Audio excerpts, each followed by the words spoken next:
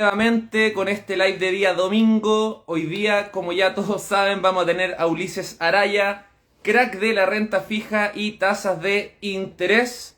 Recién tuvimos un problema técnico, así que veamos cómo nos resulta ahora. Voy a poner por mientras nuevamente el tema fijado, renta fija y tasas de interés. Ahora lo escribí pésimo, da lo mismo. Dándote, Ulises, hoy somos más que hace 5 minutos. Bien, eso está bueno. Ahí te mandé de nuevo la invitación. Para los que se van conectando, como mencioné, vamos a estar con Ulises Araya, hablando de, bueno, tasas de interés, de renta fija, y para mí un mito muy interesante que la renta fija a veces quizás no es tan fija porque mucha gente piensa que esto no tiene riesgo, pero sí tiene riesgo. Obviamente hay distintos tipos de renta fija y eso obviamente vamos a hablar con el Ulises. A ver, ahí voy a mandar la invitación. Ahí está, acabo de enviar la invitación. Ahí te la envié. Invitar a Ulises. Ulises Araya. Ahí te invité, Ulises, por si acaso. La acabo de mandar. Buena. Parece que yo te la tenía No, que no, ahí enviar, sí. ¿no? Parece que yo te Oh, la tenía que enviar y no que tú solicití. Yo creo que iba por ahí sí, la cosa. parece. Parece, porque ahora sí podemos. Qué bueno, por fin. Ya, ¿Cómo estáis? la raja bien. Y tú nos costó conectarnos, bueno, con las fallas Sí. técnicas, los problemas de envío. Todos los problemas de envío tienen estas cosas. Fallas Así que pueden es. suceder. Ya, yo ya te presenté como 10 veces, pero cuéntame, ¿quién es Ulises No, Araya, weón? ¿A qué te estáis dedicando hoy día? ¿Qué hay hecho? Cuéntanos un poquito de ti, que ya te tiraste flores, la verdad. gracias, sí. Sí, tremenda presentación. Gracias por las flores. Bueno, yo también igual siempre te he considerado que sabía un montón de este tema. Siempre hablamos de harto inversiones, sobre todo acciones chilenas, y tenemos un Telegram con otros ahí amigos que siempre estamos debatiendo ideas, qué sé yo. Así que hay Franco, harto cariño y respeto acerca también de todo lo que sabe inversiones. Bueno, por eso lo sigue tanta gente también. Es un tema obvio. Y bueno, felicitarte también por tu 100K, que ya lo superaste con creces. Así que Digo, ya voy a es un. hoy día Ya estamos celebrando los eres como 105. envidia, eres como una acción que no para, sino rompe y rompe techos todo el rato. Tremendo. Arriba, arriba, arriba. Sí, está bien. Bueno, felicitaciones, porque igual así, caleta de contenido muy bueno. También tenía ahí tu informe y bueno, te he visto en varias presentaciones, un crack. Así que todas las Gracias, felicitaciones. Ulises. Bueno, Eh, cuéntame, ¿quién es Ulises? Para los que ¿Quién están es llegando. Ulises? Mira, Ulises, bueno, yo estudié ingeniería. La verdad es que nunca como que fui tan llamado por las finanzas hasta que empecé como a tener ramos financieros en la U.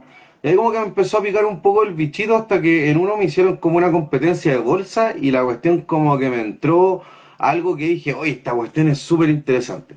Y ahí empecé a aprender, investigar. Bueno, después por cosas de la vida, terminé justo en una práctica, después primera pega en el ámbito financiero y viendo todo lo que son tasas de interés. Pues entonces por eso igual conozco el tema y es un agrado hablar de eso. Y bueno, también ahora lo uso harto en distintas cosas. O sea, yo creo que entender todo este mundo un poco de las tasas es fundamental para poder valorizar activos de todo tipo y entender qué es lo que está pasando en la situación macroeconómica que estamos. Entonces, es algo bien interesante que le dedico harto tiempo. Entonces, ahí estamos en eso y a explicar todo lo que tenga relación con el tema. Algo hablaste tú ahí de renta fija, qué sé yo, pero ahí dime tú y vamos guiando la Ya, pues. conversación.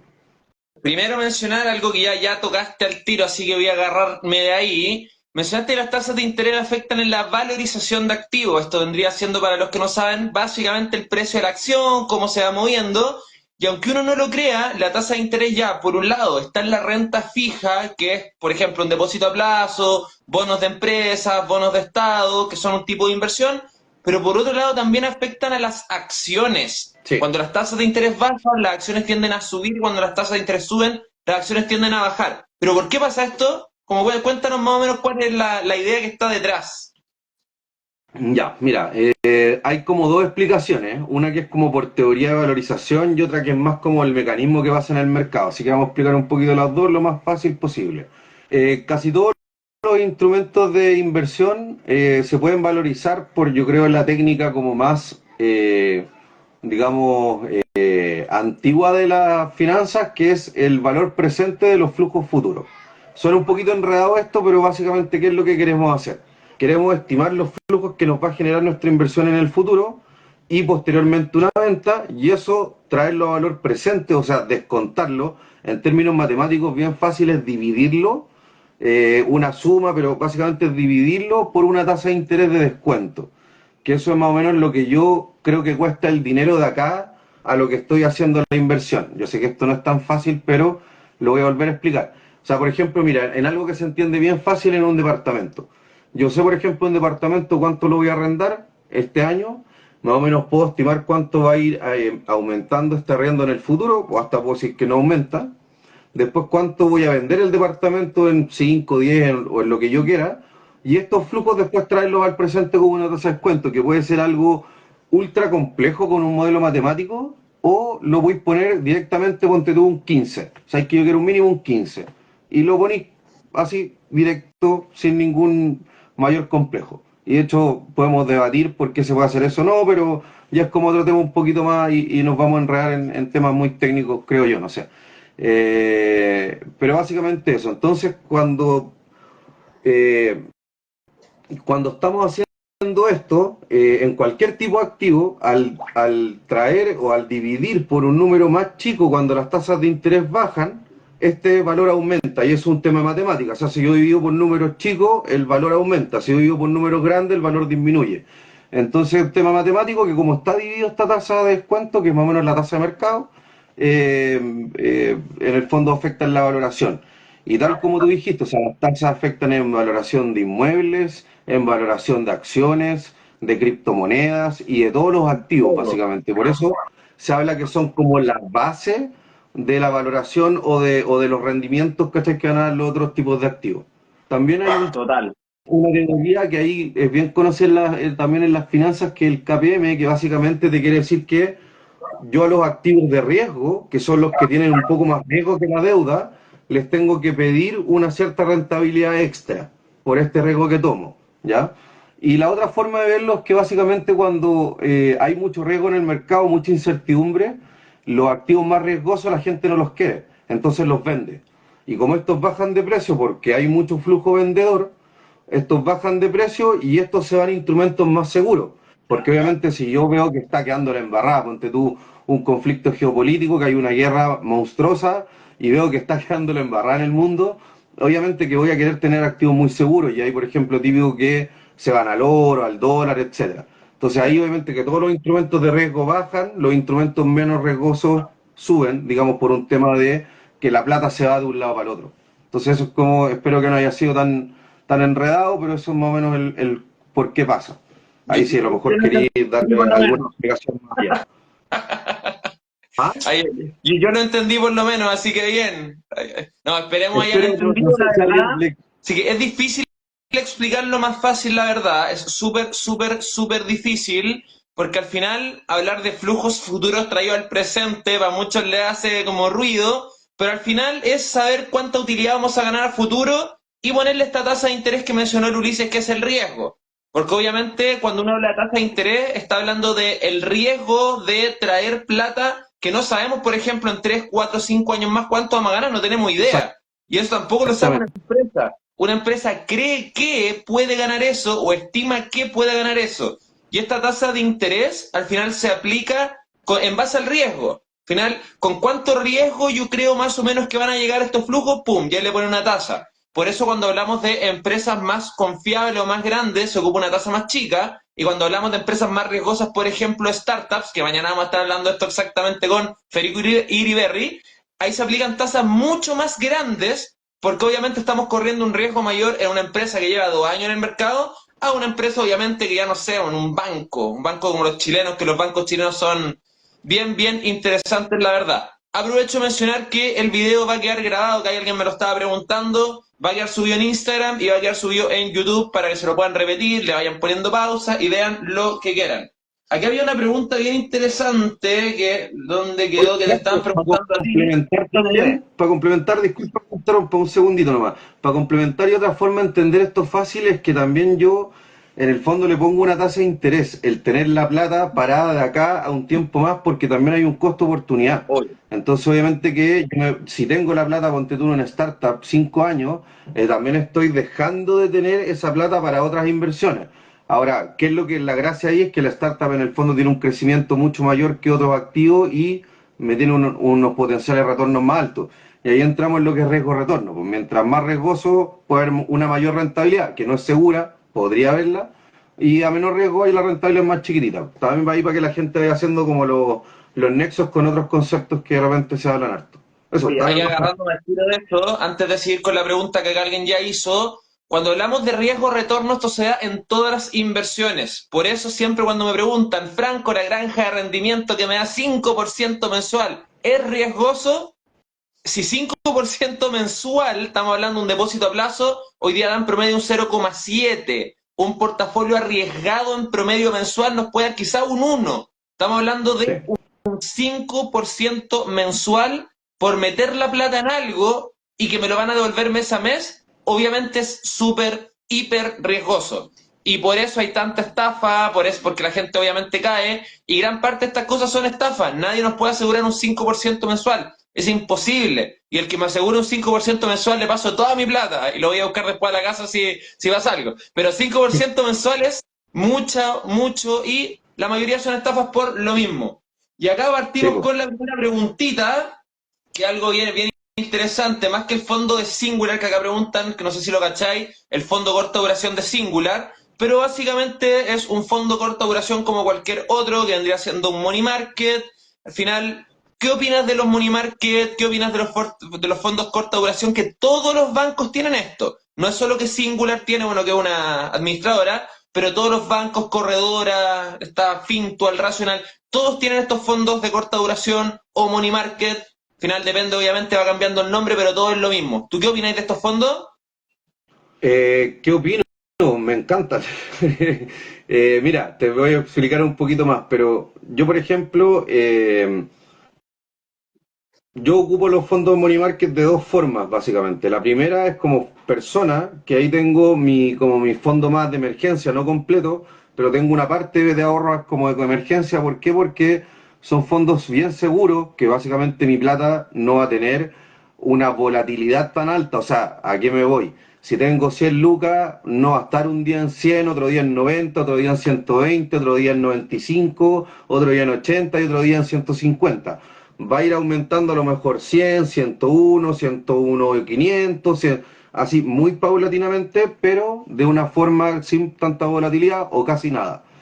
Y eso obviamente para ciertas cosas es útil, como por ejemplo un fondo de emergencia.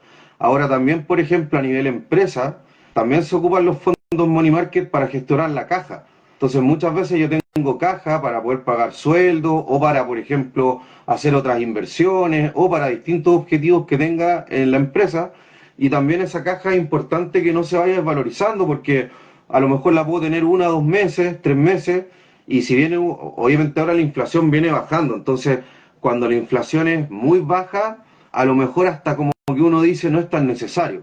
Pero cuando tuvimos una inflación hace poquito de, ¿cuánto? 13% en el año prácticamente, hace unos años atrás, 2 años atrás, y antes, entre 3 4 años, fue como casi un 25% acumulado la inflación.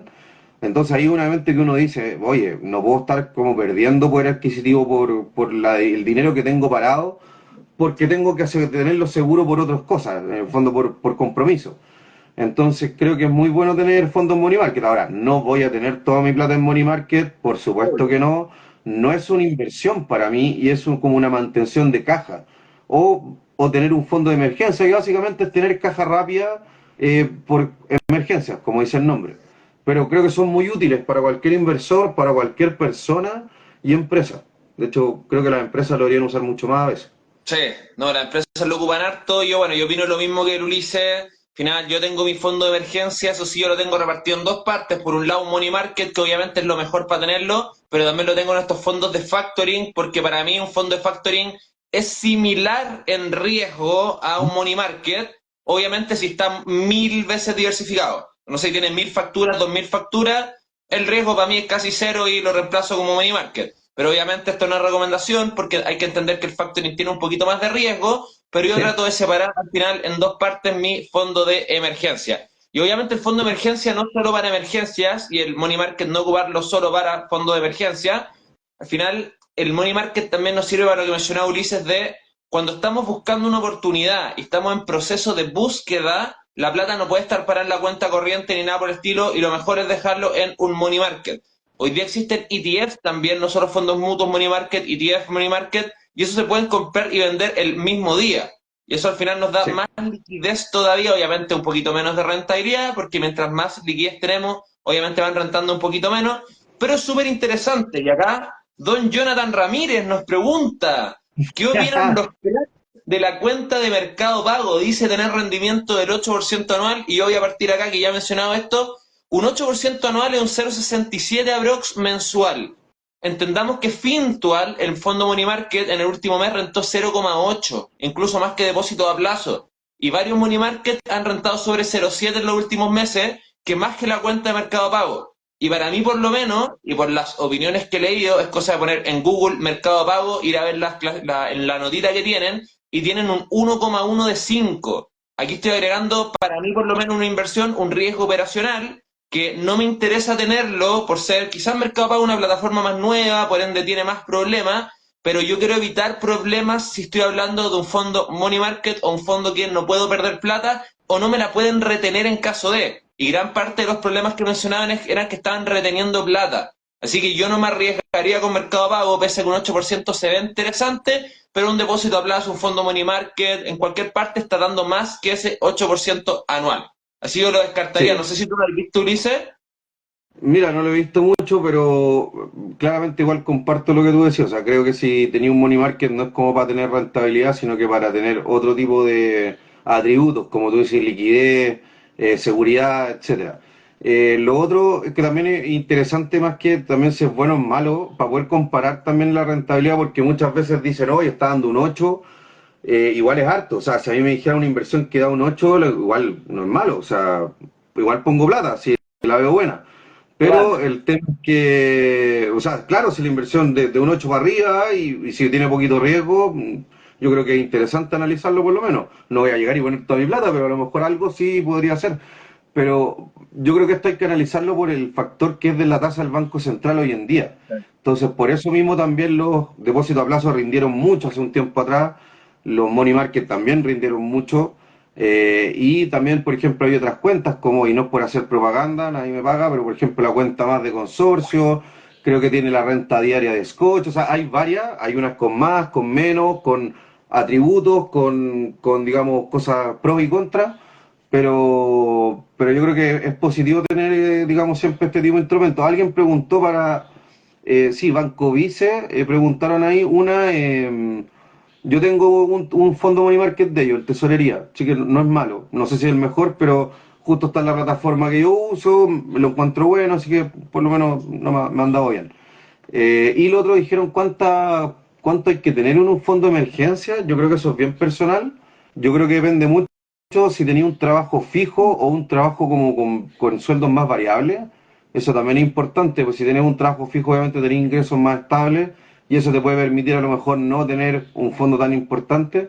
Pero yo creo que 3 meses para arriba ya es bueno. Sí. O sea, como que ahí mínimo, no sé, Franco, ¿qué opináis tú y si estáis de acuerdo? Pero Yo yo creo que también esa es como la recomendación bien pienso esta. la línea baja del fondo pensarlo en 3 meses y la línea de arriba 6 meses. Entre 3 y 6 meses de gasto fijo o sueldo, algunos lo ponen, perfecto. Al final eso obviamente está en caso, imaginémonos que estamos trabajando, llevamos varios años trabajando, pum, de un día para otro nos echaron o cualquier cosa, obviamente no vamos a salir a buscar pega automáticamente. Pese a que obviamente nos llega la indemnización y todo, lo ideal es como evitar este problema como psicológico que es la presión de buscar pega, weón. Al final eso nos afecta mucho en la cabeza, hay gente que no puede dormir bien, gente que queda intranquila, y ese proceso obviamente la idea es tratar de pasarlo lo mejor posible, estar quizás 1 o 2 meses sin buscar pega perfectamente, no estresarse con eso y tener este fondito de emergencia, que es para eso ahí al final, es como un seguro que tenemos en caso de algún problema, quedar sin pega, ¡pum! Tenemos el fondo de emergencia. En eso está pensado al final. Pero entre 3 y 6 veces los gastos fijos o el sueldo es lo ideal. Sí, totalmente de acuerdo. De hecho, yo no lo tengo mucho más allá de 3 meses, pero he aprendido a la fuerza también un poco. De repente uno dice, ya, igual esa plata la invierto en otra cosa y al final lo voy a patear un poco. A mí me ha pasado, de repente uno habla de educación financiera y también tiene errores o tiene detalles que hay que mejorar.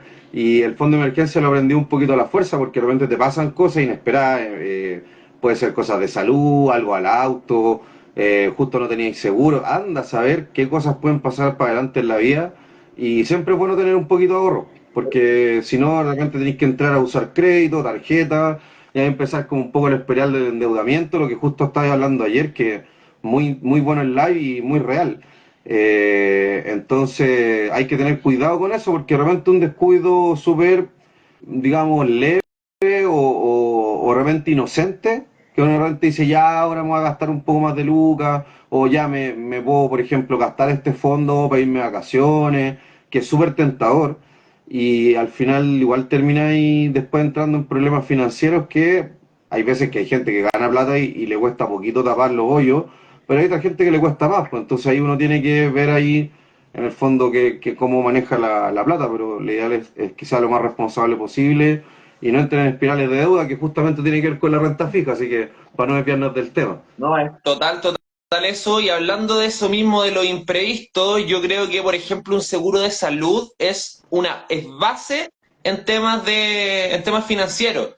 Final, porque un problema de salud grave nos puede perjudicar profundamente en temas de finanzas, nos puede hacer gastar el fondo de emergencia, endeudarnos y todo el tema. Y por Sí. eso, de hecho, a mí cuando me preguntan, Franco, ¿qué opinas de los seguros de salud, por ejemplo, enfermedades catastróficas, cáncer, o cualquiera hasta un complementario? Yo digo es súper bueno, porque uno nunca sabe cuándo puede tener una emergencia, cuándo puede tener un problema de salud, y obviamente, si nos llega a pasar, el golpe financiero va a ser pero brutal. Hay familias que se endeudan completamente por problemas de salud, y hoy día, por ejemplo, para gente joven, ¿y a qué me refiero a gente joven? Bajo 40, bajo 50 años, los seguros, para no cagarte, los seguros de salud son importantísimos, güey, y baratos. Oye, hablando de problemas de salud, que ya también ya empezó a pasar la cuenta, gracias por no tirarme en un rango tan alto, pero la otra vez me pasó, po, y por eso te digo, son imprevistos que uno va aprendiendo un poco a la fuerza, y menos mal que el ISAPRE se portó bien y pagó. Así que hay puntitos buenos para mi ISAPRE, se portaron bien. Tuve una amigdalitis bien complicada y sabes que mala suerte, porque después yo le pregunté al doctor, oye, esto que me pasó, que ahora lo voy a contar, pasa muy seguido, y me dijo, mira, como al 0,01% de las personas les El pasa. premio. Así que tuviste una mala suerte impresionante.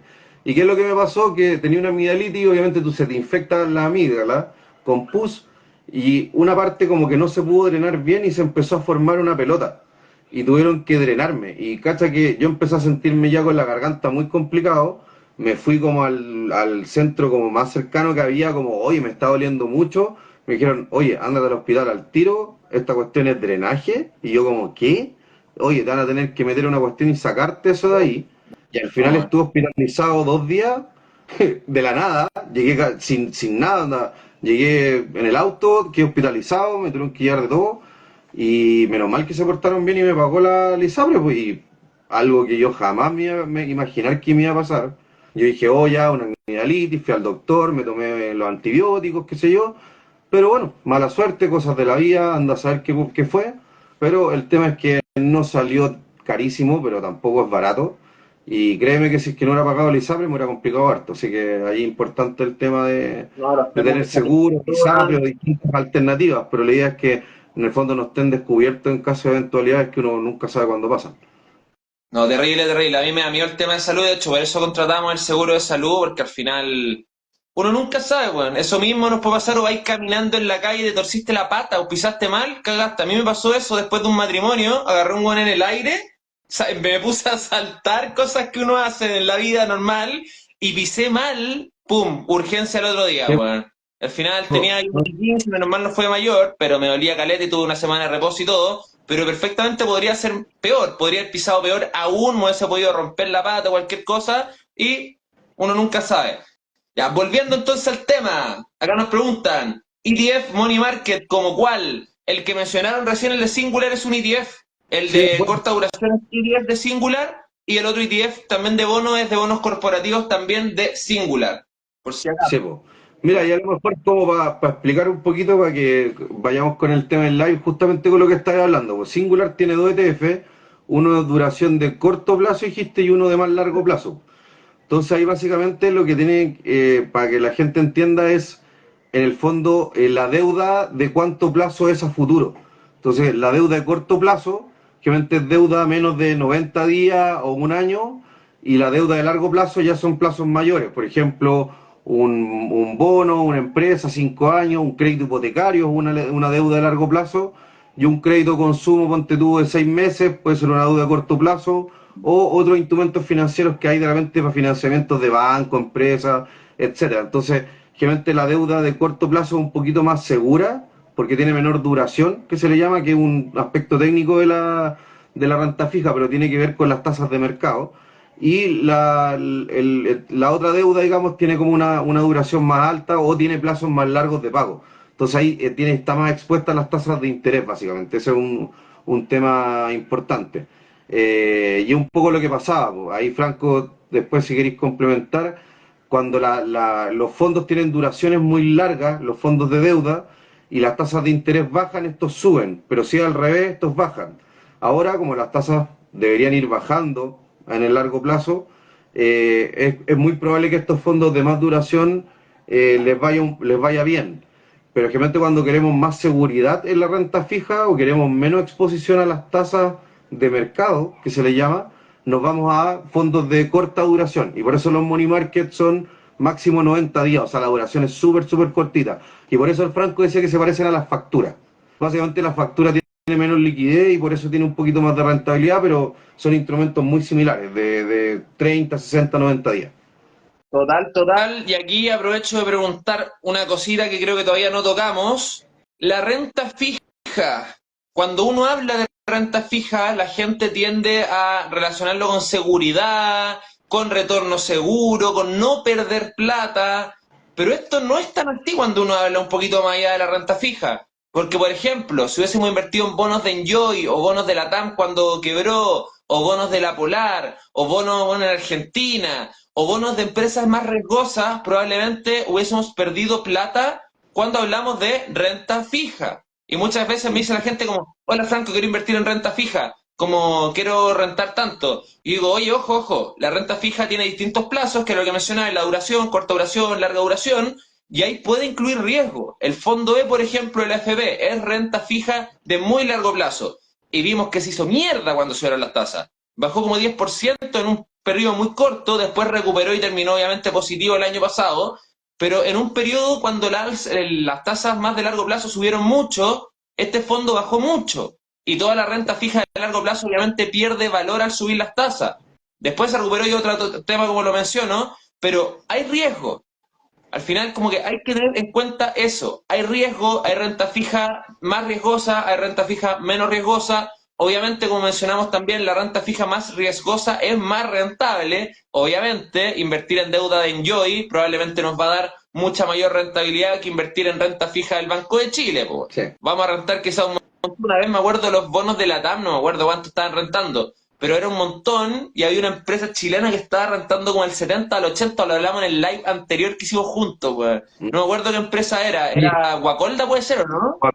Guacolda. De hecho, yo lo vi por una noticia, después vi el gráfico y fue como, oye, esto no parece renta fija, una locura, pero justamente de ahí como que podemos conversar un poquito por qué pasa eso, que claro, de repente renta fija se asocia siempre a seguridad, pero no es Claro. tan siempre segura. Hay alguna muy segura y otra que no es tanto. Entonces, bien importante eso. Así es. Oye, acá nos preguntan si este es un live de los precisos y no, este no es un live es parecido, pero una separación.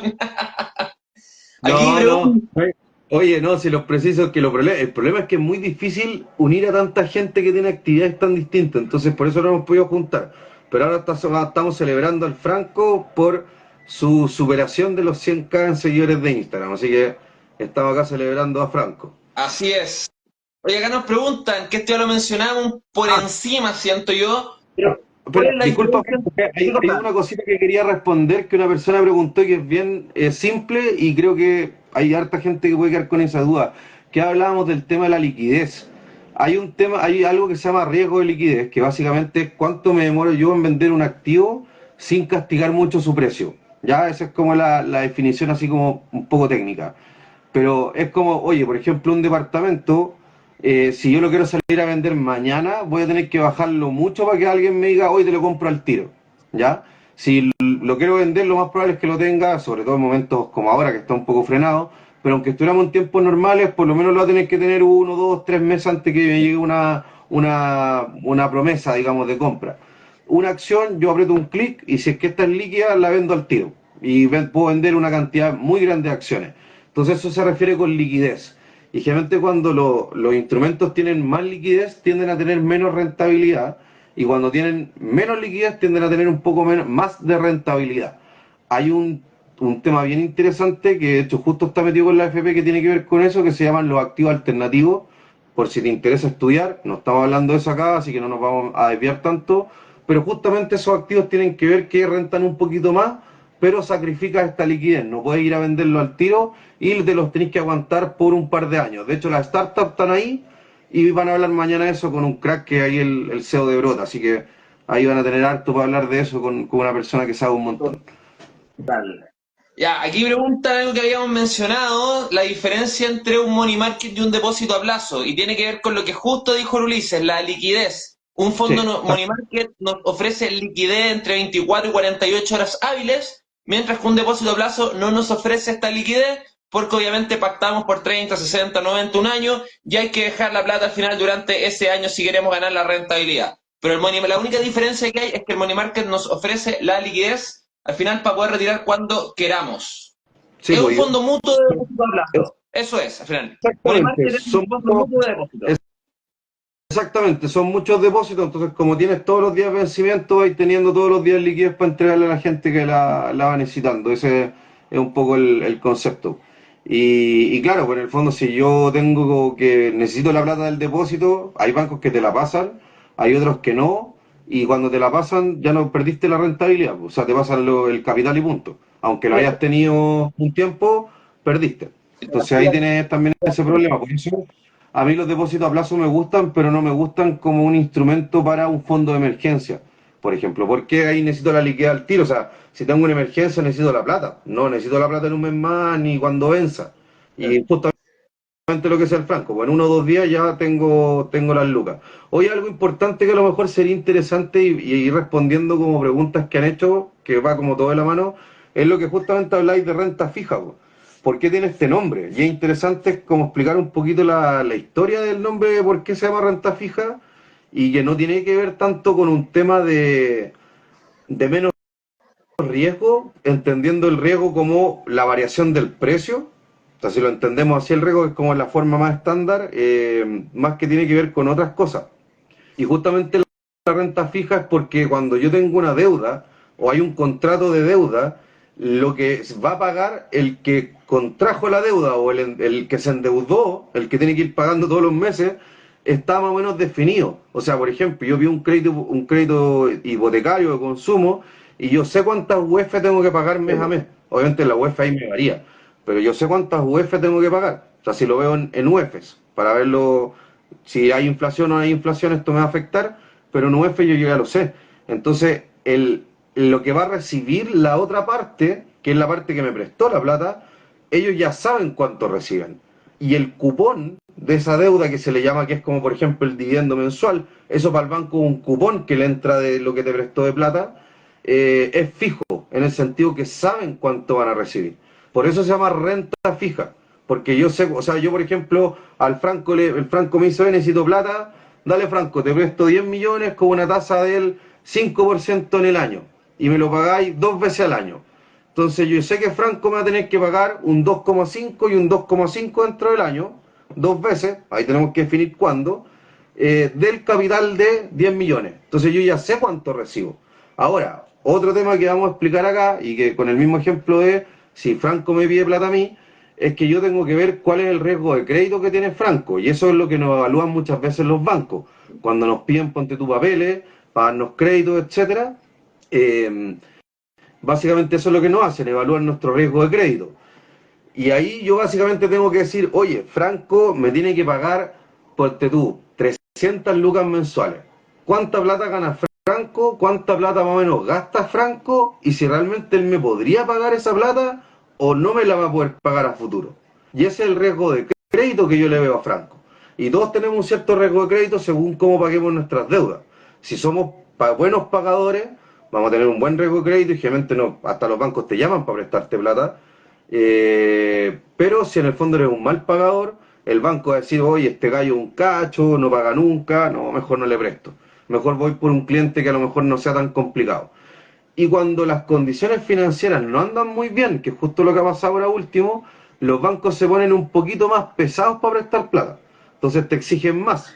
Y es justamente lo que está pasando ahora, por ejemplo, para los créditos hipotecarios. Entonces, para que ahí entiendan un poquito el concepto de el préstamo, la deuda, los cupones que yo tengo que ir pagando, porque se llama renta fija, y cuál es el riesgo que hay en esto. Uno es el riesgo que Franco no me pague, y otro es el riesgo que hablábamos de las tasas, que básicamente si yo salgo a vender mi deuda a otra persona, que eso hacen los bancos, se venden, o los inversores venden bonos, venden instrumentos de corto plazo que se llaman intermediación financiera y un montón de cosas. ¿Cuánto esto vale en el mercado? Y si las tasas suben, esto vale menos, si las tasas bajan, esto vale más, en términos bien simples para no enredar tanto. Pero si yo no quiero vender mi deuda, por ejemplo, si Franco me prestó plata y difícilmente alguien me va a comprar la deuda de Franco, yo voy al vencimiento que se llama, y ahí yo voy a recibir lo que Franco me dijo que me iba a pagar en el cupón y punto. Entonces ahí yo básicamente lo que valga la deuda en el mercado no me interesa, yo sé que voy a recibir un porcentaje y estoy contento. Ahora, el tema del riesgo de las tasas de interés cuando yo quería vender esta deuda, para que se entienda como en simple, no sé qué hará en duda, si Franco quiere complementar algo, pero ese es más o menos como el mecanismo. Yo quiero implementar un par de cositas. Primero, acepto el préstamo, me gustó el 5% de interés, 10 millones, así que felizmente lo acepto, eso primero que todo. Ahí, de hecho, el Banco Deuda Financiero privada, me dijo deuda que privada. necesitaba como aval mío para bajar el riesgo, así que espectacular. Y De hecho, después, la deuda privada se podría hacer un mutuo entre yo y Franco, que es una forma de obtener deuda pagando los impuestos, se llama mutuo. Y hacemos un mutuo entre yo y Franco y una deuda privada entre los y dos. una vez, de hecho, le presté a una empresa, una pyme, que necesitaba liquidez y firmé un mutuo. Nunca lo había firmado, obviamente es bastante más riesgoso, pero al final fue un 18% al año que me retornaron, que un 18% al año igual era rico. Así Claro, que bien. pero ahí no tenéis liquidez de ir a vender eso, pues, ¿cachai? Por Ah, eso te no, rento po. más. Anda, Para que la vender esa gente entienda los cuestión antes, conceptos. po. Claro, Sí, pues, al final hay que esperar el buenísimo, crecimiento y que te paguen y esperar y rezar que te paguen. Menos mal, esto fue hace años, así que salió bien.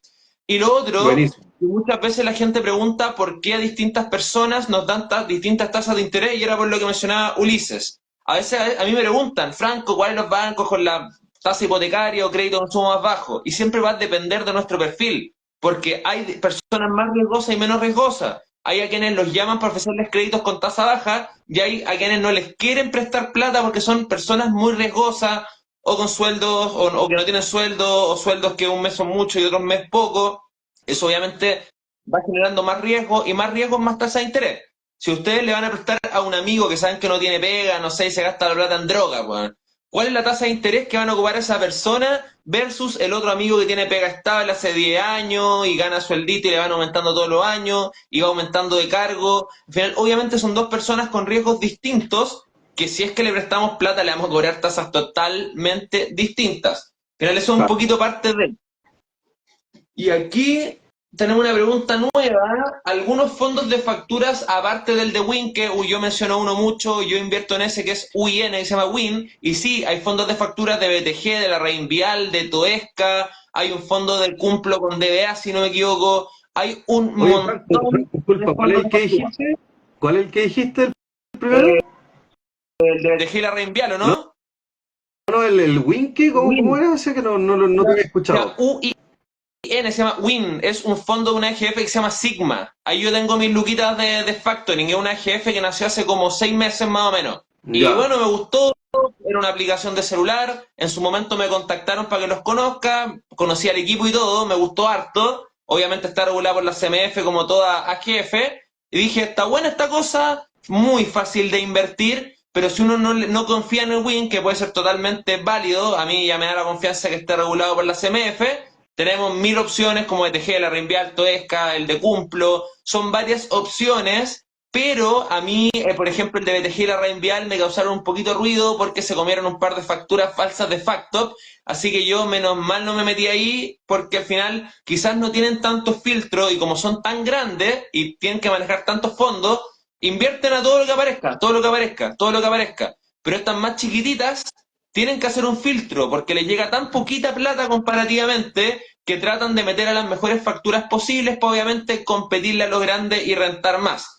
Por eso a mí me gustó harto lo de WIM y que tenía como una volada más como con el medio ambiente, social, como que invierte en facturas socialmente responsables. Y hoy día la factura y la inversión socialmente más responsable está rentando más que la otra patita de como inversiones más normales, entre comillas. Mira, buenísimo, no lo conocí y lo voy a mirar, por eso te pregunté, estoy tomando nota y siempre se Está aprende viendo con una Franco. aplicación de celo y te descargáis y la aplicación es súper, súper amigable, uno transfiere por Bueno, Fintos, creo que invierte al tiro y todo. Así que no hay ningún problema. Acá estoy buscando más preguntas. Aquí el Jonathan decía, así, pues, mayor clasificación crediticia, mejor, menos rentabilidad. sí, ahí Oye, acá es otra, mira, ¿qué cosa? eso podríamos hablar también como las clasificaciones de la deuda, que también es importante, porque hablamos de un tipo que era el plazo, que ahí tiene que ver con la duración, pero también está lo que hablaba ahí nuestro amigo, que es el tema de la clasificación de riesgo, básicamente, que ahí tenemos deuda que puede ser triple A, que es la deuda como más segura, o pueden ser bonos basura, que básicamente ya es deuda de empresas que no son muy seguras. Entonces ahí tenemos dos clasificaciones distintas. Y otra clasificación que también es interesante es que también la deuda puede ser de estados, que sería por ejemplo ahí la deuda soberana o gubernamental de gobierno.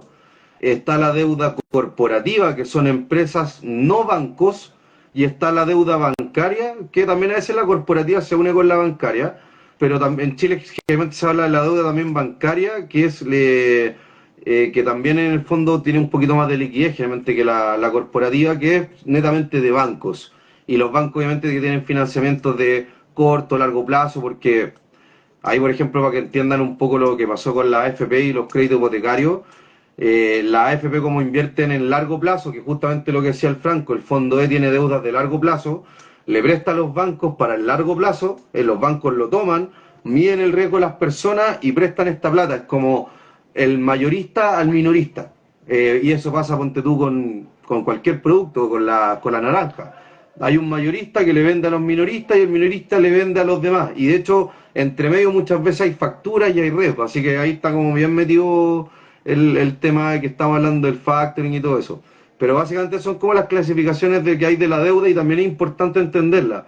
Porque si estamos invirtiendo en deuda de un Estado, en deuda de una empresa, de un banco o de una empresa chica que no cotiza en bolsa que tiene que factorizar, u otro tipo de deuda como lo que hablamos con el Franco de una persona natural o una empresa que te dijo a ti, oye, me prestáis plata, lleguemos a un acuerdo, firmamos un contrato que se llama mutuo y vaya a una notaría, lo firmáis, pasando y después me tenéis que empezar a pagar. Eso. Me gustó la explicación, la verdad, weón. Como que siento que quedó clarito, yo creo, para la gran mayoría. Y aquí preguntan algo que tiene que ver con eso y con lo que mencionamos antes, de por qué dicen que este año va a ser favorable para la renta fija, y aquí yo me acuerdo de otro tema también, que mencionaban que el 2023 iba a ser el año de la renta fija, y yo me acuerdo, fines del 2022, harto, no me gusta dar nombres, pero harto asesor financiero y gente ligada a las finanzas, mencionó a fin de año que el 2023 iba a ser el año de la renta fija, después no lo mencionaron más cuando las tasas siguieron subiendo, pero ahora nuevamente vuelven a mencionar 2024, el año de la renta fija. Yo creo que este año sí va a ser, porque ya las tasas están demasiado altas, sobre todo las de largo plazo, deberían darse vuelta para abajo y la renta fija le vaya bien. El 2023 yo no confío tanto porque igual hay harto riesgo, pero yo creo que 2024 sí puede ser el año de la renta fija. Pero ¿qué opinas tú? ¿Este año se viene bueno para la renta fija, chilena, gringa, general? Mira, Lo que tú decías es bien chistoso porque eso pasa tanto en deuda, bonos, renta fija, como también pasa en las acciones, etcétera. Siempre cuando hay un inicio de año, todos salen con sus pronósticos y también hasta uno tiene pronósticos propios, qué cree que le va a ir mejor y qué cree que le va a ir peor, y de hecho por eso pone plata en algunos lados y en otros no. Eh, pero en el fondo siempre lo chistoso es que cuando vaya al final del año, casi nunca la chuntan a lo que realmente va a pasar. Y eso es bien importante entenderlo para, por ejemplo, hacer carteras de inversión que sean responsables, ¿ya? No quiero dar otro calificativo más que responsable. En el fondo no poner la plata porque esto está subiendo, voy a poner todo acá, sino que en el fondo tener una cierta diversificación, entender que a unas cosas les va a ir un año bien, otros les va a ir mal, después eso va a cambiar porque no siempre esto va a ser igual. Así que eso es lo primero y es como bien chistoso, porque de hecho, por ejemplo, en la bolsa, el año pasado también podía ser el año de la renta fija y el año pésimo para la renta variable, que justamente en la bolsa, y renta variable, si se acuerdan lo que les dije, renta fija, es porque la utilidad que va a tener que ser la empresa, que es como el cupón, varía, por eso se llama renta variable, ¿ya? Para que entiendan de dónde viene renta fija y renta variable. Eh, pero básicamente como que esto siempre empiezan como estas predicciones, pero yo creo que sí podría ser porque en algún momento, como decía el Franco, las tasas tienen que bajar. Los bancos centrales no van a poder mantener estas tasas restrictivas todo el tiempo. ¿Por qué? Porque la inflación está bajando. En Estados Unidos está como un poquito más dura la cosa en cuanto a que baje. De hecho, bueno, yo estoy bien metido en eso por lo que comentó un poco Franco, un poco de trading, etcétera. Justamente hubo un dato de inflación esta semana, todavía no termina, hubo un dato de inflación no muy bueno y eso hizo que la gente diga, oye, parece que la Fed, que el Banco Central de allá, no vaya a cortar las tasas. Pero si nos acordamos 2 semanas atrás, o creo que esta misma semana, no recuerdo, fue el dato de inflación de Chile y que fue más bajo de lo que esperaba el mercado y por lo tanto se espera que el Banco Central va a bajar más las tasas. Por lo tanto, no quiero ser tan técnico en el tema, pero las tasas de los bancos centrales tienen mucho que ver con el tema de la inflación. Y como la inflación viene a la baja, van a tener que empezar a bajarla. Las tasas de largo plazo tienen que ver sí con la tasa de los bancos centrales, pero también con otros temas, como el crecimiento, como el riesgo, entre otros factores, que esos son como los más importantes, aparte obviamente de la inflación. Y también ahí se ve que como las tasas estuvieron tan altas, obviamente la economía se va frenando y el crecimiento no va a ser tan bueno. Entonces esto hace que las tasas, cuando el crecimiento es muy bueno, las tasas de interés a largo plazo tienden a subir y cuando no es tan bueno tienden a bajar. Entonces, baja en inflación, más baja en el crecimiento, van a hacer que las tasas a largo plazo deberían también empezar a bajar, más de lo que ya lo hacen.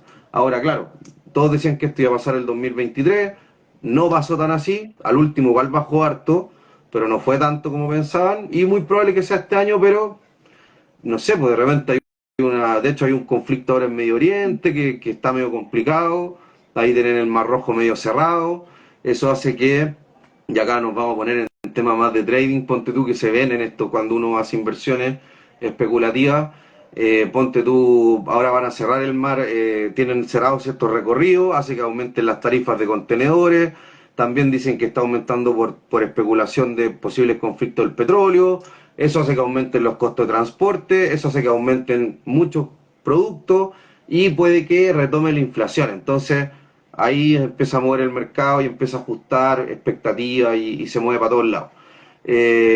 Así que va a estar interesante qué es lo que pasa. Deberían bajar, pero no sabemos. Pues puede pasar cualquier cosa, una guerra, anda a saber qué puede suceder. De hecho, el tema del Eh, Mar Rojo ya hizo subir a las navieras mucho. Nosotros tenemos en Chile Vapores, que es dueña de Hapag-Lloyd, y subió 20 Hubo por, como un 8 poquito más esta de semana. 20%. Sí, Al final, ahí entra la especulación, obviamente, pero son cosas que no esperamos. Los fletes marítimos van a subir, eso podría traer inflación, y son cosas que hace 2 meses no lo hubiésemos pensado y está pasando. Y antes que se me olvide, voy a agarrar algo que dijo Ulises acerca de los analistas que a principio de año siempre dan sus recomendaciones de año completo y la cuestión. Nunca la chuntan. Como que si uno ve como porcentajes de analistas que la chuntan a la cuestión quizás menos del 5, menos del 10%. Es decir, el 90% de las noticias que vamos a ver de las recomendaciones de analistas no van a chuntarle y eso al final es pésimo para la gente que sigue estas noticias. A mí me gustó harto una noticia que salió hace como 1 o 2 semanas, que sea como los analistas del mercado esperan que Sokimich, BCI y Latam sean las mejores acciones desde esa fecha del primer trimestre. Sokimich desde la noticia va a -20%, Latam va como -5%, BCI no la he mirado porque no se mueve tanto, pero al final, desde que los analistas dijeron que iban a ser de las mejores acciones para el primer trimestre, ¿ya cuántos días van? 14 días de enero, y ya va -20% Sokimich y va a seguir bajando el lunes. Se cerró el salar de Atacama al final, que es el Sí, tema por las comunidades. Al final, los analistas no la chuntan. Si siguen analistas van a perder plata. Recordemos que los analistas no la chuntan, los fondos mutuos tampoco. El 90-95% de los fondos mutuos no le ganan al mercado, al índice que persiguen. Y en los últimos 5 años ningún fondo mutuo le ganó a la inflación, o casi ninguno. Siempre está ese 1 o 2% que sobresalen, pero el 95% no le ganó a la inflación. Y eso al final sí, empezamos a ver como, ¿para qué dicen tanta cosa? Y ahí obviamente hay conflictos de interés. Cuando se ha descubierto esto, de hecho, en algunos casos, cuando bancos de inversión grandes dan ciertas recomendaciones, es porque la contraparte quiere vender, quiere comprar, como que se ha dado estos casos. Hay sí. que tener cuidado y ver a quién le convienen las recomendaciones, quién está ganando con los fondos mutuos realmente, que son los bancos, nadie más. Nosotros como inversionistas, si metemos a los fondos mutuos, no vamos a ganar plata lo más probable en el largo plazo, solo el banco termina ganando. Y por eso, cuando invertimos, veamos qué hay al otro lado, quién está ganando, sobre todo con las recomendaciones. Sí, es verdad lo que dice Franco y mira, acá hay que igual explicar algo. De hecho, el tema de los conflictos de interés, mira, voy a explicar un caso que pasó hoy día y lo pueden buscar terminando el live, al que le interese obviamente, del caso que pasó entre Gotham y Grifols, que pasó a esta semana. ¿Qué es lo que pasó? Gotham, que es como una empresa que analiza acciones internacionales y también tiene un fondo dijeron de que Grifols estaba falseando su estado financiero y básicamente tenía como más deuda y estaban mintiéndole a los inversores. Y esto produjo un flujo de venta de la acción Grifols, que es una española, que creo que se dedica al sector de la salud, si no me equivoco, y bajó mucho. Por especulación, en el fondo se asustaron los inversores, salieron a vender. Posteriormente se supo que Gotham tenía posiciones en corto, que básicamente quiere decir que ellos estaban apostando a que la acción baje. Y después cuando se supo esto y la acción empezó a rebotar de nuevo hacia arriba a su precio que tenía antes, ellos entraron a comprar la acción y ganaron de nuevo la pasada. O sea, ganaron cuando bajó y cuando subió. Ahora, yo creo que esta cuestión va a terminar en demanda y no va a ser tan simple, pero ese tipo de manipulaciones sí existen. Entonces, siempre hay que tener ojo quién te está diciendo, y no digo que acá los que trabajan en corredores de bolsa, porque yo trabajé ahí y no digo que hagan este tipo de cosas, por lo menos yo no lo vi, puede pasar, pero yo no lo vi, que hagan este tipo de cosas como pasó con Gotham y Grifols, pero sí pasa en el mercado internacional y acá también han pasado, yo creo, más de alguna vez. Bueno, el mismo La Polar, que también ahí en algún momento falseó información financiera, etcétera, y también fue un escándalo más o menos. Así que también pasa. Y lo otro, No, ¿por qué los analistas muchas veces no le achuntan? Yo no creo que sea como de. O sea, sí hay algunos que pueden tener conflicto de interés, claramente, pero yo creo que también hay un tema de no de mala fe, sino que en el sentido que uno tiene una cierta información cuando uno proyecta. Y es lo mismo que estábamos hablando de proyectar los flujos a futuro. Entonces yo digo, mira, y esta empresa, yo la conozco, yo he visto las utilidades de los últimos 5 años, entiendo cómo se maneja, entiendo más o menos qué es lo que la empresa quiere a futuro, por lo tanto yo proyecto que esto va a ser lo que va a ganar la empresa en unos años más. Y eso lo traigo a descuento con una tasa de interés. Entonces, ¿qué es lo que pasa? Que después el día de mañana pasa algún evento que afecta a estas proyecciones y se me cayeron para todos lados. Y básicamente a lo mejor mis proyecciones hasta pueden ser cero válidas. Entonces, eso pasa y nadie puede meter estos imponderables en un modelo. O ah, sea, de no, hecho po. hay algunas técnicas matemáticas, pero, o sea, que sea realmente funcional, que funcione, no. Entonces ahí es muy complicado y por eso yo siempre he dicho, es mejor tener una cartera como un poquito más a todo terreno, que me funcione siempre, a tener algo que no, es que mira, este año va a ser el año, ponte tú, de la biotecnología, por lo tanto me fui con todo a biotecnología. No, eso es una irresponsabilidad porque de repente, mira, oye, hubo un escándalo de una empresa farmacéutica, se cayó todo el sector y te fuiste a pique. No, es total. Total. Y aquí agregar Entonces, algo algo también al tema de los analistas. Yo cuando estuve trabajando también analizaba empresas, estaba con mis compañeros, y uno tiende a guiarse mucho en lo que nos dice la empresa que va a pasar. Y esto para mí es un error Claro, que se tremendo. encaigan. La cagó. Es un error tremendo porque tú llamás a la empresa, hablas con el gerente general, bueno, el investor que al final es como el de las relaciones con la empresa, y dice, no, mira Franco, este año esperamos vender esto, el otro año esperamos vender esto y el otro año esperamos vender esto. Y uno empieza a pensar y todos los analistas están hablando con las mismas personas, le están dando los mismos datitos, y esos datitos uno los mete al modelo, llegamos a un precio, y por eso a veces muchos analistas llegan a precios similares. Yo lo que hacía, por ejemplo, que a mí no me gustaba eso, porque yo sabía que la información que obviamente está un poquito sesgada, estamos hablando del gerente general de la empresa o alguien muy cercano al gerente general, y yo a mí me tocaba investigar el sector inmobiliario. Y yo me iba muy en la ola, la verdad, para entender bien el sector inmobiliario y analizaba proyecto por proyecto de las distintas inmobiliarias. Al final, si una Mm. inmobiliaria, por ejemplo, Echeverría Izquierdo, tenía 14 proyectos en pie, yo agarraba los 14 proyectos, cuántas unidades tenían en venta, el precio, más o menos la demanda histórica, con eso iba calculando más o menos cuánto ingreso iban a tener, y llegaba a un número, o a ciertos números como para este año y para los 2 años que venían. Y cuando nos juntábamos con el gerente general o con la persona encargada de esto, decían, mira Franco, esperamos vender 2 millones de UF. Y hoy tenía el material para rebatirle como, ¿cómo 2 millones de UF si tienen 1,5 millones para vender este año? Me decía, ah, sí, ya sí, 2 millones, me equivoqué, perdón, 1,5 millones. Y me decía, pero el otro año esperamos vender 3. Y le decía, pero ¿cómo 3? Si acá me dice 2,2 millones que tienen disponibles para vender. Me dice, ah, sí, bájale un poquito. Y ahí uno empezaba a darse cuenta que siempre te tiran los números para arriba y si alguien no hace una investigación muy en profundidad, te van a terminar vendiendo un número mayor, eso va a hacer que el precio objetivo sea mayor, que más gente quiera comprar que se guía por las recomendaciones, y esto pasa mucho, sobre todo yo lo vi con Sokimich, por ejemplo, que muchos analistas se guiaron por al final el precio del litio que les decía mismo Sokimich, que obviamente Sokimich esperaba que el precio del litio se mantenga alto por siempre, y resulta que con ese precio del litio dan precios objetivos de 100.000, 110.000, hasta 120.000, vi algunos, creo que Renta 4 tiró 120.000 en Sokimich en algún momento, y era una locura pensar los supuestos que ocupaban, era como, si fuese por esto, vendo la casa, vendo todas las cuestiones que no tengo casa, pero igual la vendo todo lo que tengo y meto a Sokimich. Pero no es tan así. Y ahí uno tiene que, cuando se fijan estas recomendaciones, si uno quiere ir más allá, fíjense en lo que ocupó el analista, que eso lo escriben siempre. Vamos a llegar a este precio por esto, esto y esto. Y si los supuestos suenan un poco extraños, yo diría como, ya, no me gustó esto, obviamente válido el punto de vista, obviamente vio cosas que no tenía que ver, pero siempre fíjense en los comentarios, que es súper relevante para ver obviamente qué miró él y si nos hace sentido a nosotros, no quedarnos solo con el número final, que fue un número final después de mucho cálculo, muchos números, muchos supuestos, pero fíjense si les hace sentido o no lo que pensó el analista, que eso para mí es súper importante. Bueno. Sí, totalmente.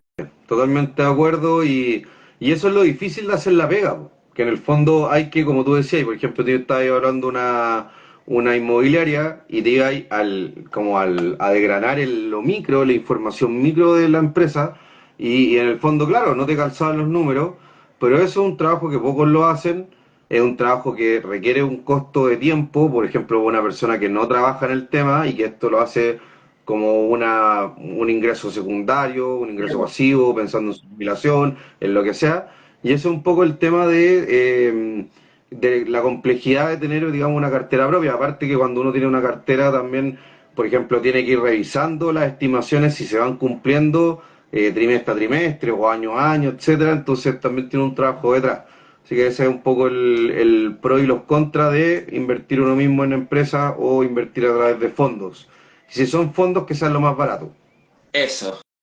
Súper importante, ojalá lo más barato. Ayer o antes de ayer subí un video de un fondo que encontré de criptos que cobraba 6,22%. No te pueden cobrar 6,22% al año, siendo que comprar cripto es casi básicamente gratis. Pero Sí, gratis, gratis. Las comisiones son menos que el del 1% y no nos cobran más por administración ni nada. Y este fondo nos está cobrando más de 6% al año. no. En 10 años nos cobra el 60%. Es una locura. Así que ojo con los costos. Y también ahí, por ejemplo, hablando de nuevo renta fija, generalmente, claro, como la renta fija en teoría tiende a tener un poquito más de seguridad que otros instrumentos, que es lo que empezamos hablando al principio, los instrumentos más de riesgo tienden a rentar más, pero como dice el nombre, tienen más riesgo.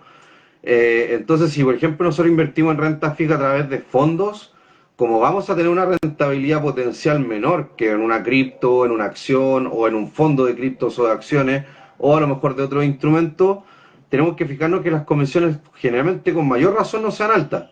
Porque por ejemplo, si rentamos un 3% en un fondo de renta fija y la comisión es un 2,5, ya nos queda un 0,5 nomás. Entonces, con mayor razón es importante la comisión.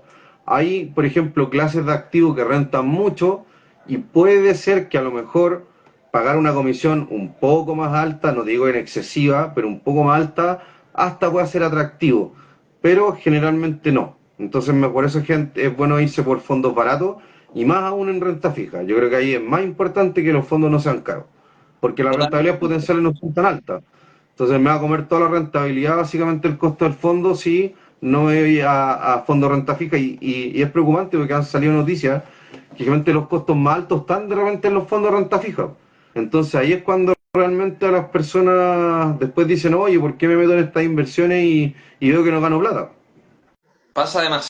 La otra vez encontré un fondo de 5 años que había rentado cero y otro que había rentado negativo y era solo por los costos. Al final, si nos cobran, por ejemplo, en renta fija un 2, un 3% anual en el largo plazo, quizás vamos a rentar 1% anual. Igual que los fondos de acciones, que los fondos de acciones rentan entre un 7 y un 8% en el largo plazo, si nos cobran un 5% nos están rajando con más de la mitad de la rentabilidad. Ahí el que está ganando es el banco. Por eso, nuevamente, fijarse en los costos bajos, ojalá lo más bajo posible. En el caso de renta fija, cercano al 1%, hay fondos que cobran menos que el 1%. En caso de renta variable, hay que fijarse ojalá cercano al 2, cercano al 2,5, que eso es lo menos que cobra. Y si ya queremos menos todavía, nos vamos directo a los ETF. Y listo. Tremendo al final. Nos cobran nada casi los ETF. Sí, completamente de acuerdo. Y al final igual es importante hablar de estas cosas porque de repente igual se ofrece harto la renta fija y no digo que sea mala. Ah, otro tema que también y podríamos hacer como un pequeño punteo, que yo creo que es interesante por ejemplo, lo que hablamos de renta fija es que se llama renta fija porque lo que vamos a recibir de renta fija es deuda, básicamente. Y ¿por qué se llama renta fija? Sabemos lo que vamos a recibir de esta deuda. Hay deuda, digamos, el riesgo que tengo con las tasas de mercado se mide por el plazo de esta deuda. Si es de muy largo plazo, tengo más riesgo. Si es de menos plazo, tengo menos riesgo. O sea, si yo a Franco le presto a 3 meses, es menos riesgoso que a 20 años. Yo no tengo idea si Franco me va a poder pagar en 20 años o no. En 3 meses es muy probable que lo sepa. Entonces, eso es como un poco para que entiendan el tema de la duración. Estaba también el tema de la clasificación de riesgo, que si yo me comporto bien o me comporto mal, si una empresa paga o no paga, y ahí va a tener buena o mala clasificación de riesgo, y eso es el triple A, el doble A, etcétera. Está el tema de que si es de gobierno, de empresa o de banco, y otro tema en Chile que es importante es si la renta fija es en UF o en pesos, porque también acá existe la renta fija en UF, la deuda en UF, por ejemplo un crédito hipotecario en UF, y yo soy el deudor. ¿Por qué es importante? Porque si uno cree que va a haber mucha inflación, me conviene tener deuda en UF y hay fondos en UF. Por ejemplo, hay el Renta UF, el Renta Chilena UF, por dar nombres que hay por ahí en el mercado, no voy a decir administradoras ni nada, pero existe que están más cargados a bonos en UF y de hecho la gran mayoría del mercado en Chile de bonos es más en UF, los bonos, no toda la deuda, la parte de bonos de empresa. Y también está la deuda en pesos. Y si yo creo que la inflación no va a ser tan alta, a lo mejor me conviene más irme a deuda en pesos. Ahí depende cómo sea tu visión o la de la persona que está administrando el fondo, de qué va, si en el fondo va a haber mucha inflación o poca inflación. Entonces, al final igual se habla que la renta fija es poco riesgosa y sí, a lo mejor tiene menos volatilidad que las acciones, pero tenemos que entender de que tenemos también este riesgo de mercado con la duración, tenemos el tema de entender si vamos a ir por PSUF, tenemos que entender que si vamos a ir por deuda de empresa, de gobierno o de banco, entonces hay hartas decisiones entre medio de la renta fija que a mi gusto no la hacen que sea tan sencilla. Y esto hay que hablarlo. Yo creo que también de repente como es un muy buen instrumento, es interesante, pero hay que aprenderlo bien. No es tan simple. Total. Hoy me salió un gallito, weón. Total, al final, de hecho me acuerdo en la U que uno ya veía acciones, veía renta fija, y el tema más peludo de entender era la renta fija, weón. Sí, Como que uno dice renta fija, ya donde vas a plazo ganamos tanto, pero es súper difícil de entender, sobre todo esto de la duración, que eran fórmulas, pero enferma, me acuerdo de la duración de Macaulay, ¿cómo se llama? No me acuerdo cómo se llama, sí, pero era una sí, fórmula pero enferma que en su momento costaba mucho entender, ahora a uno le hace más sentido porque ve como la realidad, pero cuando te lo presentan como fórmula matemática es como que esta cuestión y tengo que aprendérmela y tengo que aplicarla, no tengo idea. Oye, Ulises, que llevamos más de una hora, así para no gastarte tanto tiempo, para agarrar las últimas preguntitas. Acá dale, nos dale. preguntan, y a esta pregunta técnica, para los fondos de Singular, ¿qué es mejor, directamente con ellos o usar otra corredora? Aquí es lo mismo, la verdad, porque no puedes invertir directamente en Singular, tenéis que pasar por corredora o por aplicación o plataforma y te van a cobrar lo mismo, que es el costo del fondo, el costo del ETF, el costo del fondo mutuo. No te van a cobrar más que eso a menos que te especifiquen que por comprar o vender esto te cobran, pero la mayoría no. Generalmente se llega a un acuerdo entre la corredora que vende el producto y la administradora, que sería Singular, y se reparten comisiones, un porcentaje para cada uno, pero uno como usuario, como inversionista, ni se da cuenta de esto y nos cobran exactamente lo mismo. Y acá Ujú. nos preguntan también por Fractional. ¿Conoce la empresa Fractional? ¿Será seguro? A mí la verdad yo lo encuentro seguro.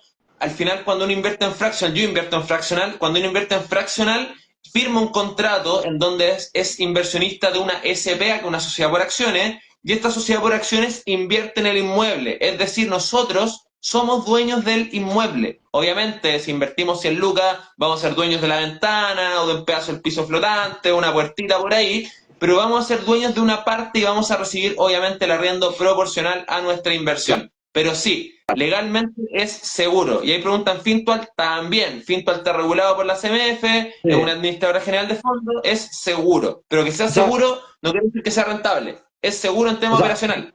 claro, fíjense que está regulado en la CMF por lo que decía el Franco, que en el fondo operacionalmente sean responsables y que en el fondo no te vayan a estar mintiendo que no, a ver, por ejemplo, fraccional, no te digo que lo hagan, y yo creo que no lo hacen, pero podrían perfectamente decirte, hoy invertí en tal cosa y al final el gallo se está gastando la plata en el Caribe. Entonces, ese es justamente, si están regulados por la CMF, no pueden hacer esas cosas y si las hacen van a salir pillados, los van a meter expreso o por lo menos los van a perseguir.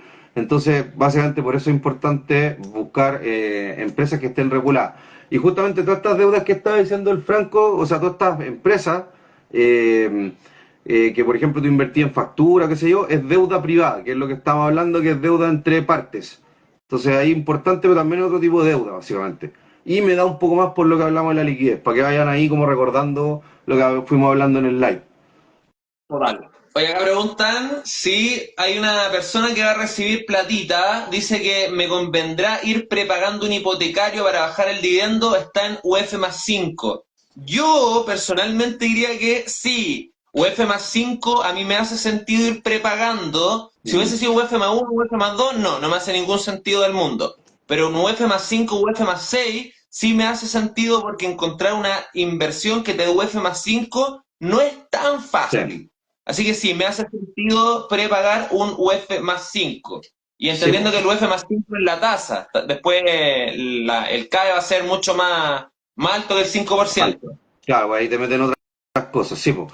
Hay algo bien importante que de hecho he escuchado harto, como el tema de la deuda buena y mala, y justo como estamos hablando de deuda, creo que viene al caso, que cuando lo que tú dijiste, si yo, por ejemplo, para esa deuda tengo una inversión que me rentara más, me conviene no pagarla y meter la plata a esa inversión. Pero si no va a ser así y la deuda en el fondo tiene una rentabilidad mayor a donde yo estoy metiendo la plata, no me conviene. Y es lo que pasa, por ejemplo, en un inmueble. Si yo la rentabilidad por el arriendo es menor a lo que pago por el hipotecario, generalmente va a tener que terminar poniendo plata para el hipotecario y no va a ser una buena inversión. Y si no, va a ser al revés, pues, ¿cachai? Entonces, por eso es importante, pero claro, ya UF más 5 es alta la tasa y como tú dices, difícil encontrar inversiones seguras que sean por esas tasas, así que a lo mejor sería bueno pagar, pero igual es bien, depende de cada persona, o sea, si de repente tiene algún otro crédito de tasa más alta, que vaya pagando siempre el crédito de tasa Sí, más alta. También eso siempre es pagando bueno obviamente como lo más. decirlo, claro. Si tenía un consumo, paga primero el consumo, en términos simples. Consumo va a ser tasa mucho más alta. Y aquí aprovecho de mencionar un ejemplo que hace días me preguntaron. Una persona tenía un crédito de UF más 2 y me preguntaba si era bueno prepagar. Yo le dije, bueno, agarra la plata que queréis prepagar porque quería prepagar el crédito completo porque le llegaba una herencia. Le dije, bueno, agarra la plata, métela a un depósito a plazo que te da UF más 4, UF más 5 y el otro año piensa en prepagar y te ganaste un 2% de 50 palos que 1 millón gratis. Y aquí Claro, literalmente gratis porque el depósito a plazo va a rentar un 2% más que la deuda y ganó 1 millón. Al final, como que es así de simple. Pero con 9 más 5 cambia mucho el escenario. claro, Acá nos tendréis que... pregunta si pueden invertir en... ¿Qué cosa? Dime. No, no, que claro, por lo que UF más 5 tendréis que encontrar algo UF más 6 más 7 y ya está complicado. Y ahí No, muy es más peludo. difícil. Y ahí Sí, aumenta el riesgo y obviamente le da algo seguro. Acá nos dicen si exacto. pueden invertir en bancos extranjeros que tienen mejor interés o mayor interés. Yo les diría que un banco extranjero estamos hablando obviamente que aumentamos el riesgo porque entra un riesgo nuevo que es el riesgo de tipo de cambio. Depende de la moneda extranjera porque después recordemos que en Argentina, el clásico ejemplo, en Argentina un depósito a plazo quizás nos puede dar un 80%. Dejamos la plata en Argentina un año, ganamos un 80% en pesos argentinos. Después queremos repatriarlo en lucas y justo el dólar subió un 100% y terminamos trayendo un 20% menos de plata. Sí, pues. Y ese riesgo obviamente hay que tenerlo contemplado cuando invertimos en una moneda extranjera también como el dólar, por ejemplo. Hoy día podemos tomar un money market en dólares, un depósito en dólares y obviamente tenemos un riesgo de tipo de cambio porque no sabemos a cuánto va a estar el dólar en 1, 2, 6 o un año más. Así que hay que tener en cuenta eso también. Sí. Sí, pues ahí también va tu visión y ojo, también algo interesante que hablamos de la deuda o de la tasa de interés que tiene que ver con el nivel de endeudamiento y pasa tanto en las personas como en las empresas como en los gobiernos. Si yo tengo cero deuda, mi nivel de riesgo va a ser menor y si cada vez me voy endeudando más, va a ser mayor porque básicamente lo que hablábamos, pues, oye, ¿me puede pagar Ulises en este caso? Oye, pero Ulises ya tiene hartas deudas que pagar, pues entonces ya como que se les puede empezar a complicar pagar todo esto. Y lo mismo pasa con los estados. Entonces, ponte tú, y esto ya es bien técnico, a mí a lo mejor me conviene invertir en dólares, a pesar de que hay un riesgo, si yo creo que el dólar va a estar más alto que el peso, y al revés pasa a lo contrario.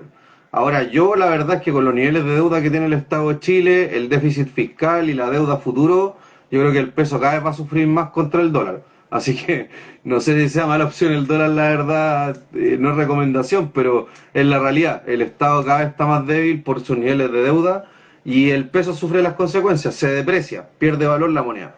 Entonces, claro, ahí entran los riesgos de la moneda, que es lo que decía Franco, que no es simple.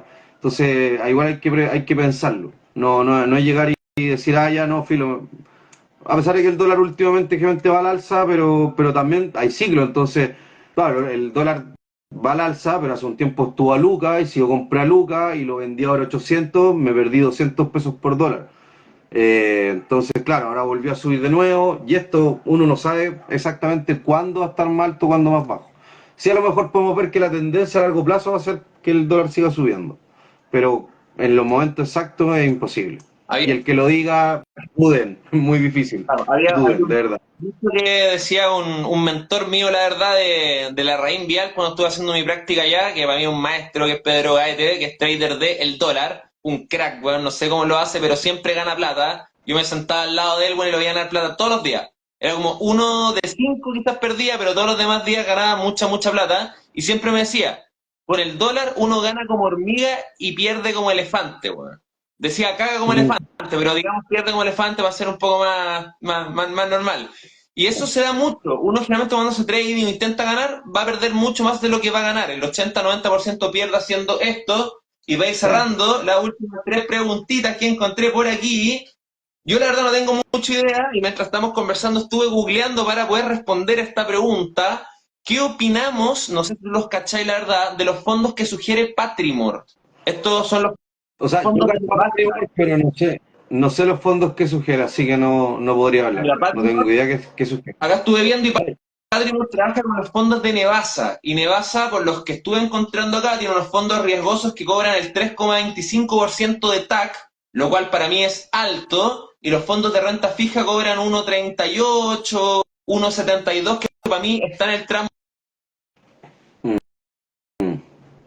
Así que yo pensaría en mirar de lejos, quizás invertir en lo mismo que sugieren, pero en otra administradora, pero siempre entendamos que cuando un asesor financiero o alguien por el estilo nos sugiere fondos de una administradora en general, obviamente hay conflictos de interés, pues bueno, obviamente hay una comisión o algo que van a ganar, porque si no sugerirían distintos tipos de administradores para distintos fondos. Si solo sugieren un administrador, yo siempre digo como, duden, como que hay Sí. algo detrás y siempre, como dijimos, privilegiemos los fondos más baratos. Sí, sobre todo los de deuda, porque lo que hablamos, tampoco la rentabilidad tiende a ser muy alta, entonces nos va a comer toda la rentabilidad y no vamos a ganar mucho, Total, en términos muy simples. total, total. Acá quedará grabado, sí, para los que se van conectando ahora, esto va a quedar grabado en Instagram y en YouTube en un ratito va a estar. Aquí Buenísimo. nos preguntan qué hay que fijarse para invertir en el fondo E, y es parte de lo que mencionamos. Hay que fijarse cuando las tasas empiezan a bajar, las de largo plazo obviamente, porque ahí se empiezan a revalorizar los bonos de largo plazo que están en el fondo E, y es lo que debería pasar este año. Y siempre digo debería, igual que Ulises, porque no tenemos idea si va a haber una guerra, va a haber una pandemia, va a haber un golpe de Estado, no tenemos idea. Mm. Idea. Así que ojo con eso. Pero, pero, por ejemplo, igual algo que es importante y que también es algo que hablaba justamente Franco, los conflictos de interés, es dónde pones tu dinero, es dónde pones tu boca. Entonces, yo, por ejemplo, no voy a decirle a alguien que lo haga, pero yo puse un porcentaje pequeño, estoy más en el fondo A, en el fondo del año pasado, esperando que suceda esto de la baja tasa.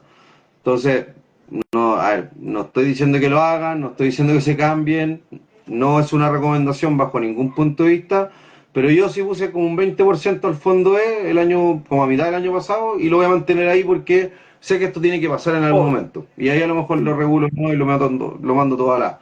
Hay que entender que las AFP son el fondo es de largo plazo, así que va a estar bien afectado por eso de la duración que hablábamos. Y bueno, eso, no quiero hablar mucho más de la AFP larga. Ojalá no se mueran, güey, en el corto plazo. Al final están ahí pendientes de un hilo, según yo. Acá nos preguntan, ¿qué pasa con la UF? Bueno, para mí un resumen de 10 segundos. La UF siempre va a subir en el largo plazo. En promedio un 3% es lo que se espera que suba la UF. Eso. Puede que baje más, puede que suba menos, más, lo que sea en el corto plazo, pero a largo plazo siempre va para arriba, un 3% que obviamente es la meta de inflación del Banco Central. Uh -huh. Este mes subió, bajó alto, este año, el que viene, bueno, el 2024 ya estamos, debería subir cercano al 3%, pero eso es la normalidad. No, al final no hay mucho más que eso.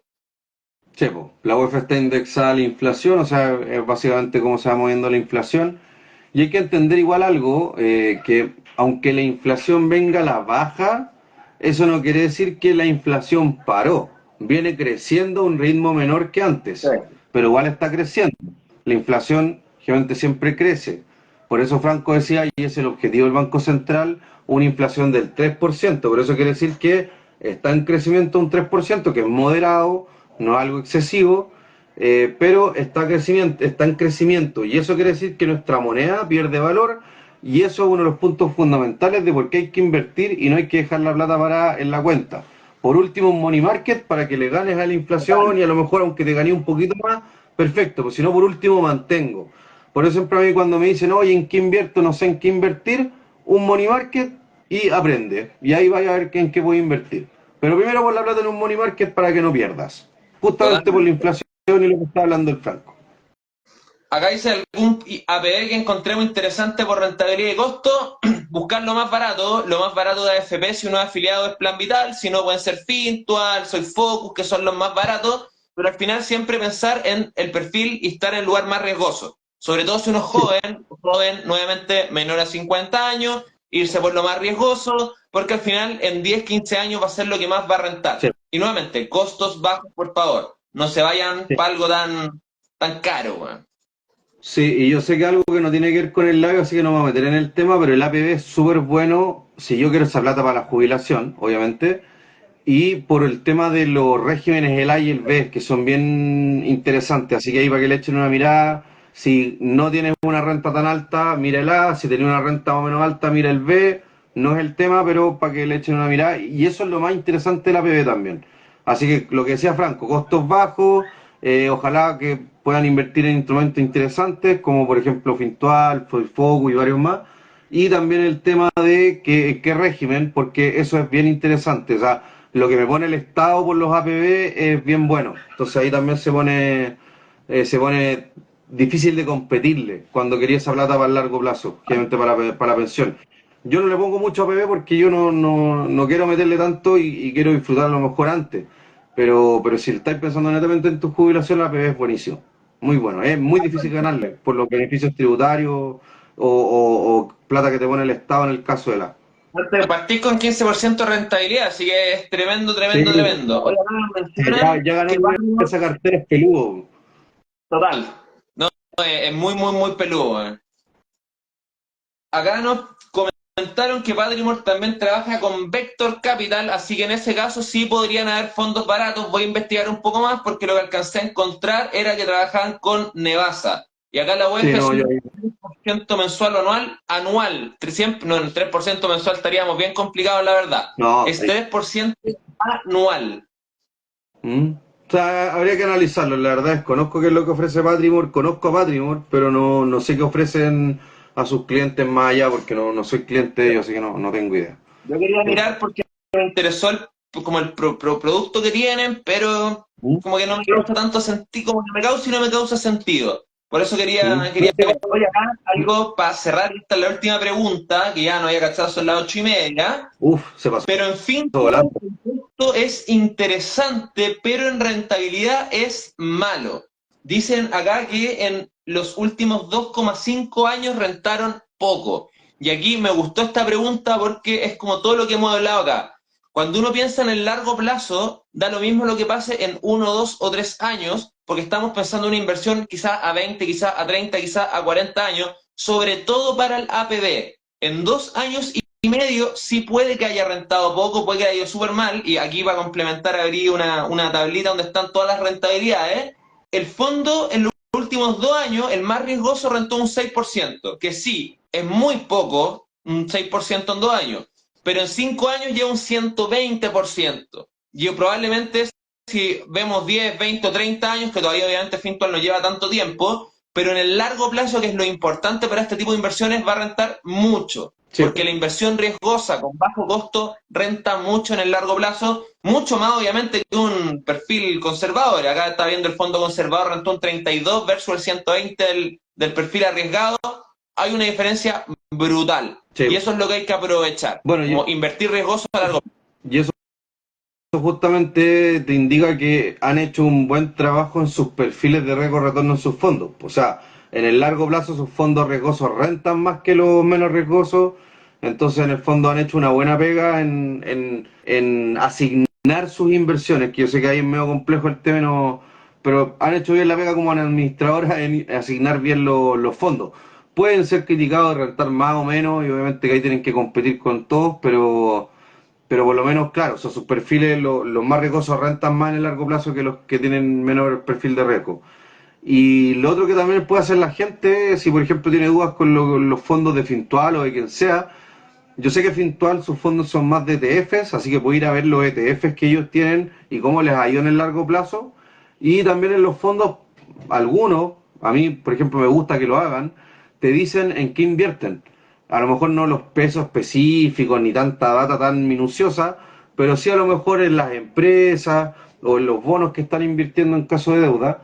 Y yo creo que igual es bueno saberlo y no me gusta que no sean tan transparentes. Por ejemplo, ahora esto hay que elegir un bono, un fondo de deuda y claro, aparte de ver el costo y todo eso, vi en el fondo si me mostraban un poquito la cartera de qué se trata o la composición básica, o sea, oye, cuánto bono corporativo, cuánto de perfil de clasificación de riesgo, cuánto en UF, cuánto en peso, para yo más o menos entender cómo están moviendo este fondo y ver si me gusta o no. Y hay veces que te lo esconden, entonces eso también a mí por lo menos no me gusta y como recomendación personal, si te esconden mucho eso, hazte un lado Sí, mejor. es que Si alguien no es tiene por qué, necesario entender esto. si a mí me preguntan mi cartera, ahí está, o sea, no he encontrado a lo mejor los activos a los mismos precios, qué sé yo, pero ya sabes, pues, Sí, ahí po. está, De no, hecho, a no mí hay nada también que me preguntan esconder y cómo tú menos estás si. invirtiendo. Es como da lo mismo, bueno, aquí están las acciones, si queréis invertir ahí, obviamente van a entrar a otro precio que el que yo entré, porque tengo acciones de 5 o 7 años, pero es parte de, bueno, contar. A mí me gustan lo mismo los fondos transparentes. Lo que me gusta de Fintual es que me muestra los porcentajes en cada inversión. Uno puede copiar al fondo de Fintual y a costo cero. No les van a cobrar por copiar el fondo de Fintual comprando los ETF directamente. Y eso lo encuentro tremendo, porque uno lo puede hacer desde la misma página de Fintual. Ustedes se meten a Fintual, ven los ETF que tienen, se meten desde el celular a Fintual, compran los mismos ETF, armaron el mismo fondo a costo cero de administración. Lo Sí, cual pues, para mí hasta con el mismo paso, si querés. Sí, es pues. tremendo, tremendo, tremendo. Y esa transparencia yo creo que es buena porque en el fondo, como digo, no me gusta cuando empiezan a esconder mucho las cosas, no le encuentro sentido, menos si me están ofreciendo un producto. Total. Oye, ya, al parecer llegamos por fin a no tener más preguntas, así que comenzamos a despedirnos. Muchas gracias, Ulises, por haber venido a esta hermosa celebración. Ya séptimo día, la verdad, ya ha sido duro hacer todos los días live de temas distintos. Muy Maratónico, entretenido maratónico. y queda el material para futuro, así que cuando quieran aprender de acciones, de impuestos, de startups, de criptomonedas, de lo que quieran, va a estar el material disponible, va a estar en Instagram, va a estar en YouTube. Hoy día nos toca renta fija, mañana nos toca Startup con Federico Iriberri, que es CEO o gerente general de Brota, que es la mayor plataforma startup en Chile, y yo diría que en Latinoamérica podría ser una de las más grandes. Así que tremendo el invitado que vamos a tener mañana, tremendo el invitado que tuvimos hoy día, la verdad, estuvo súper, súper, súper bueno el live. Obviamente también agradecer a toda la gente que se conectó. Fuimos, creo, un poquito más de 100 personas en un momento, entendiendo que es día domingo. Al final hoy Sí. día es más familiar, sobre todo a esta hora, la oncecita. Así que bacán por haberse conectado. No sé, Ulises, si quieres dar unas últimas palabras para No, despedirnos. no, darte las gracias por la invitación, está lleno de crack la parrilla que generaste, así que un honor estar acá, felicitarte nuevamente por todo lo que has logrado como comunicador financiero, que me gusta más que influencer.